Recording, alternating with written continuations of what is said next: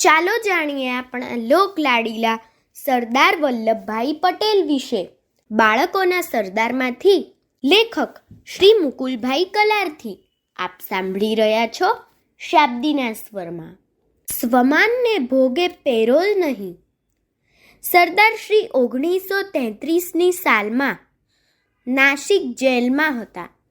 તે વખતે તેમના મોટા ભાઈ વિઠ્ઠલભાઈનું તારીખ 22 ઓક્ટોબર 1933ના રોજ અવસાન થયું. એટલે સરદાર ઉપર દિલસોજીના ઘણા કાગળો આવ્યા.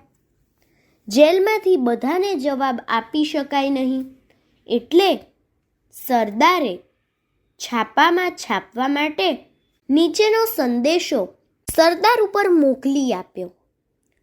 મારી ઉપર વિઠ્ઠલભાઈના અવસાન બદલ દિલસોજી અને લાગણી બતાવનારા ઘણા કાગળો દેશના જુદા જુદા ભાગોમાંથી, બ્રહ્મદેશ અને લંકાથી પણ આવ્યા છે.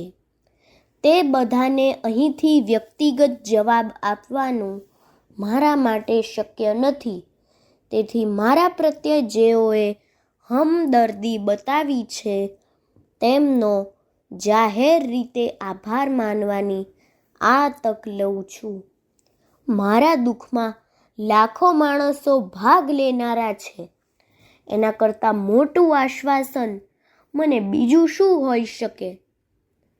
આ સંદેશામાંથી કૌંસમાં મૂકેલા શબ્દો કાઢી નાખીને સંદેશો છાપવો હોય તો છપાવી શકાશે એમ સરકાર તરફથી રાજદ્વારી કેદી સરદારને જણાવવામાં આવ્યું.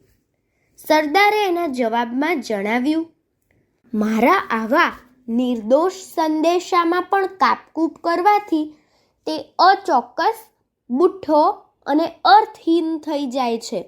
એટલે એ ન છપાવવાનો હું નિર્ણય કરું છું. કેટલાક મિત્રોએ વિઠ્ઠલભાઈની અંતિમ ક્રિયા વખતે સરદારને પેરોલ પર છોડવા સરકારને વિનંતી કરી. સરકારે પેરોલ પર છોડવા શરતો મૂકી.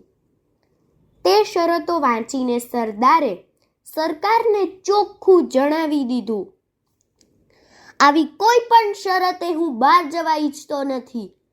તમારે મને છોડવો હોય તો બિનશરતે છોડો, અને જ્યારે ફરી પકડવો હોય ત્યારે હું જ્યાં હોઉં ત્યાંથી મને પકડી શકો છો, પણ હું મારી મેળે પોલીસને હવાલે થવા જવાનો નથી. આ પ્રસંગે બહાર મારી ઘણી જરૂર છે, હું જાણું છું, પણ આબરૂ અથવા સ્વમાનના ભોગે મારે બહાર જવું નથી. ને સરદારશ્રી પોતાના વાલ સોયા વડીલ બંધુ વિઠ્ઠલભાઈની અંતિમ ક્રિયા વેળાએ હાજર ન રહ્યા. અસ્તુ.